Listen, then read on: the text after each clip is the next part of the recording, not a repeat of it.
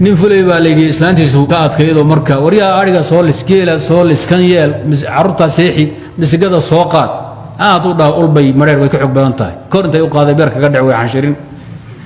waagi damba ilmaadeertii hawsha ka xanuunsadeen way la tali waxaad yeeli islaantu markay kugu soo boodo fooda gali oo sansaara ka wareejiyo qorof ku malmal oo ma ku se taatikay tabca loo baahan yahay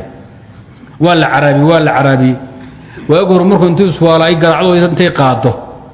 iyo ariga boodkiisa ku ridi jirtay oo daweyn bay dhax dhigi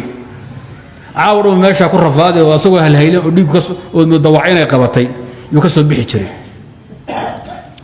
waagi damba la carabi ilmadeerti ba carabi habeenka damba waxay tawariya waxa soo yeeli mahayba war maxaad leedahay ma qaadahayo way ku soo booday inay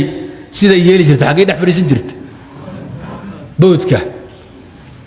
markay la kacday iyo raftay fariiq iyadoo boodka gaarsiinin iyo ka fakaday carardeena uu carar xaqo kale intuu istaagay rag baad bood la baratay caawa meel banaan buu hadda waxaan uga jeedaa xanafiyeen badan baa la barateen inaad tiradaan sunnada